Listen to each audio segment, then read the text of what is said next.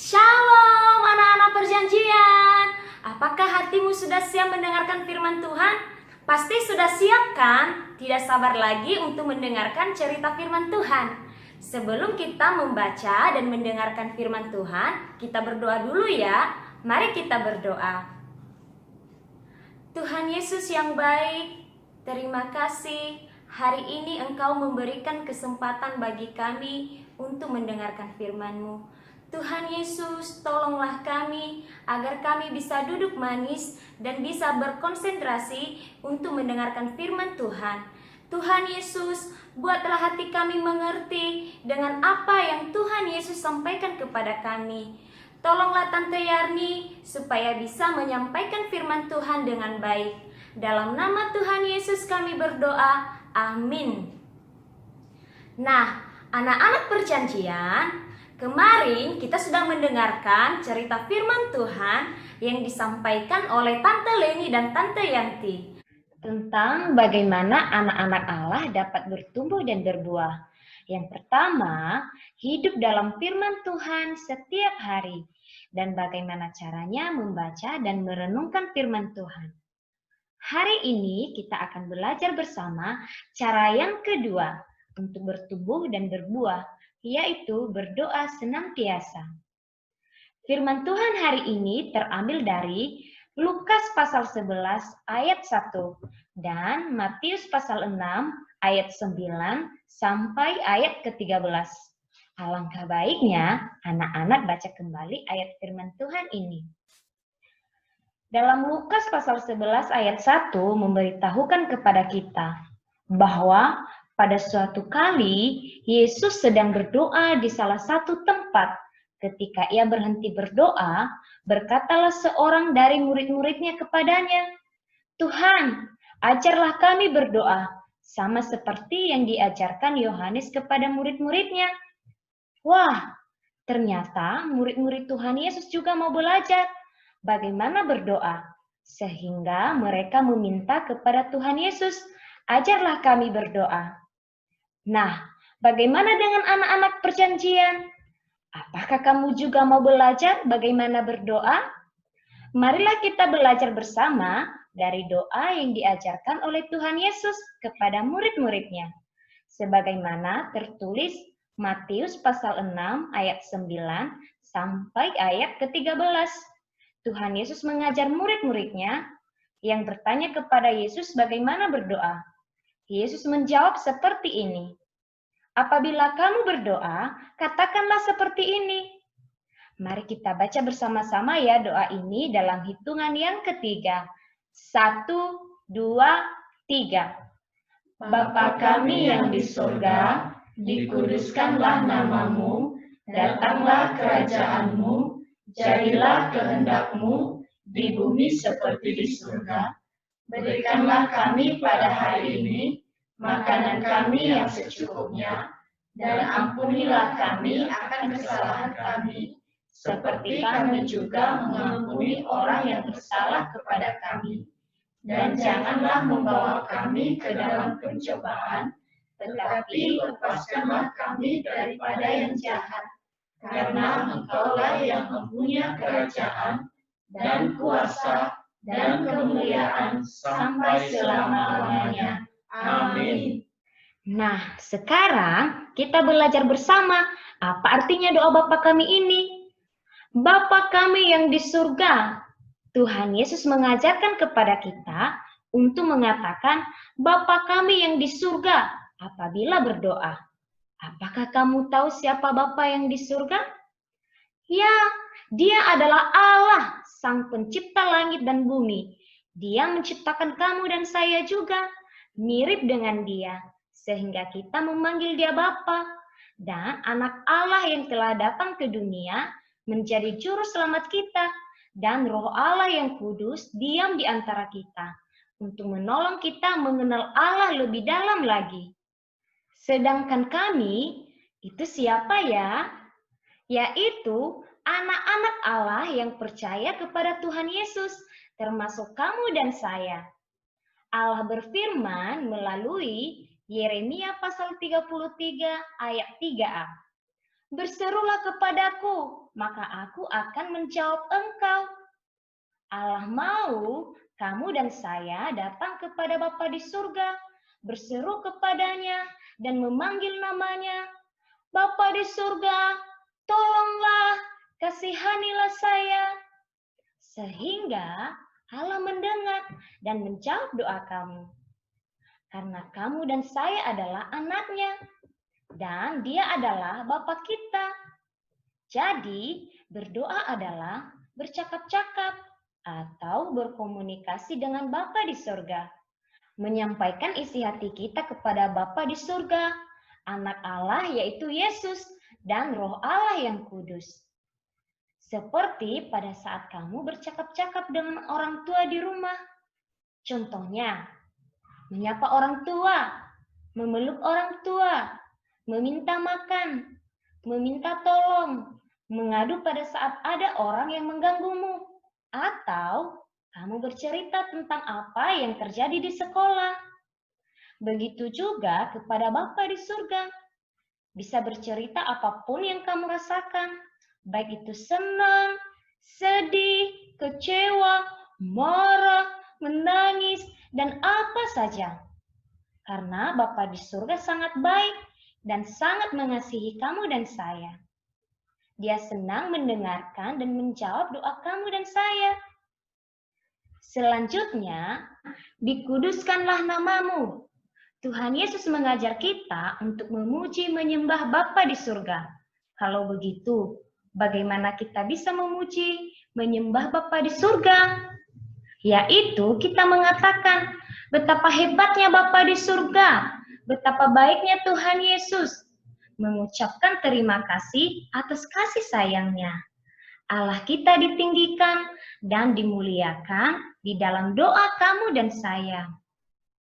Kemudian, datanglah kerajaanmu, jadilah kehendakmu di bumi seperti di surga. Artinya, kita harus berdoa supaya Allah dihormati sebagai Raja yang tertinggi. Yesus diakui sebagai Juru Selamat oleh segala suku bangsa, termasuk kamu dan saya. Karena masih banyak orang yang tidak percaya dan tidak mengakui Yesus sebagai Tuhan dan Juru Selamat.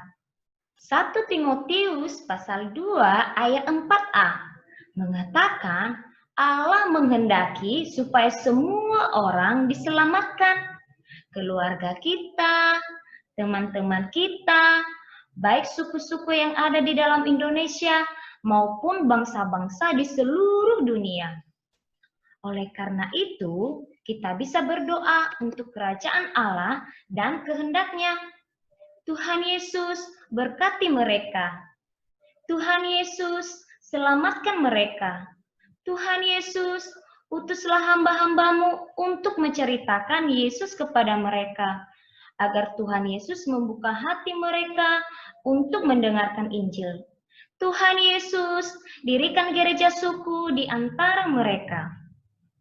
Selanjutnya, berikanlah kami pada hari ini makanan kami yang secukupnya. Ini adalah doa permohonan kita kepada Allah Bapa.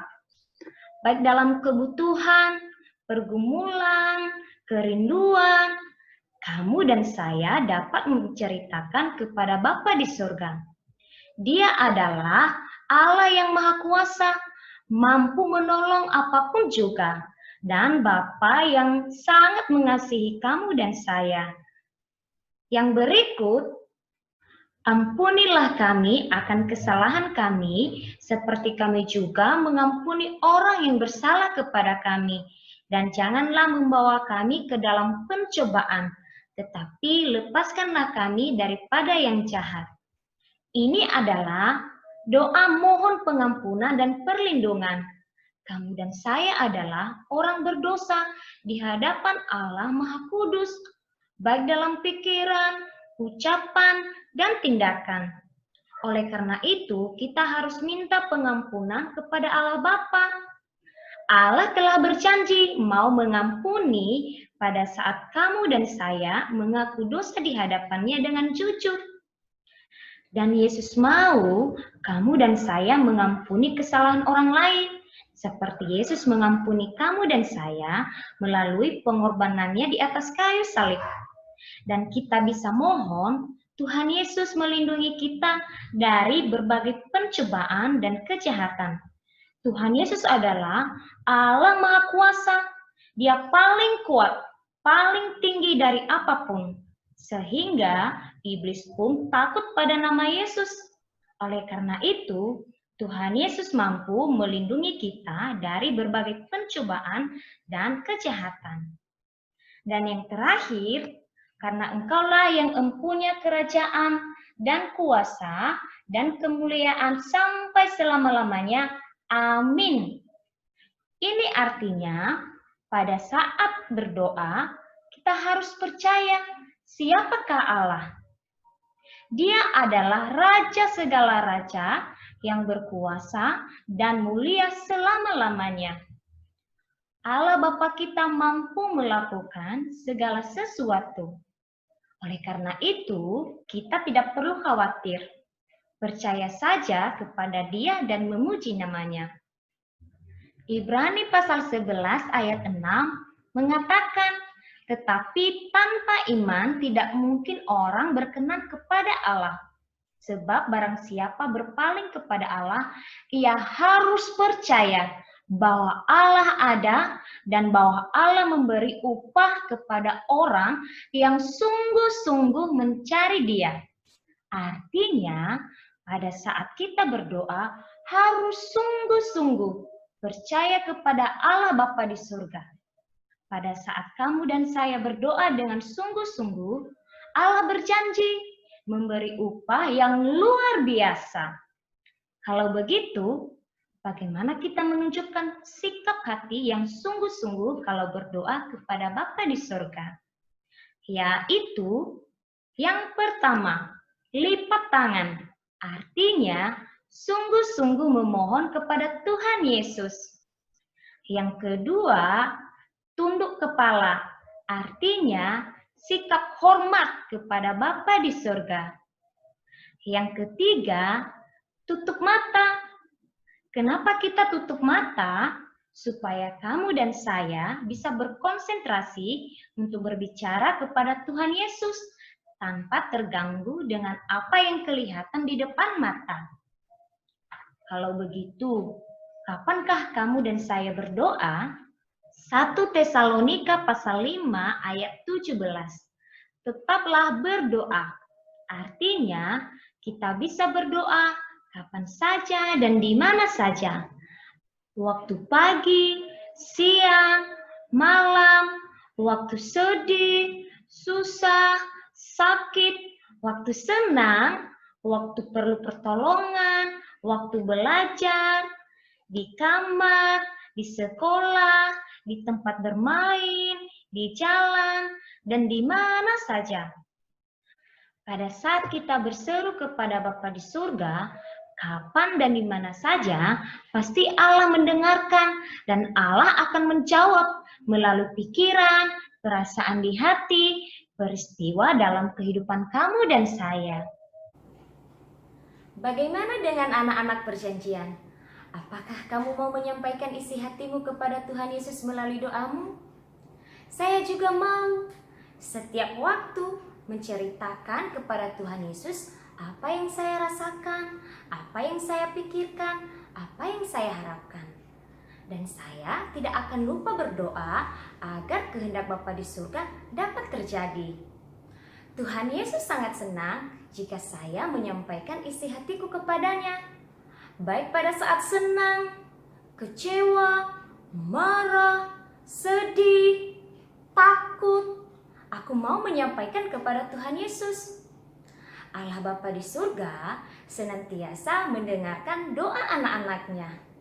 Dan saya yakin dan percaya Tuhan Yesus menyediakan dan memberikan yang terbaik buat saya. Saat ini kita mau berdoa kepada Tuhan Yesus, mengucap syukur karena Tuhan Yesus telah berbicara kepada kita melalui firman-Nya. Tante Yarni yang akan memimpin dalam doa. Mari kita berdoa. Bapa kami yang di surga, terima kasih Engkau telah berbicara kepada kami melalui firman-Mu yang mengajarkan kami bagaimana kami harus berdoa kepadamu. Terima kasih Tuhan Yesus, Engkau senantiasa mendengarkan doa-doa kami. Tuhan Yesus, tolonglah kami agar hati kami senantiasa mau berbicara kepada Tuhan Yesus. Dalam nama Tuhan Yesus kami berdoa. Amin.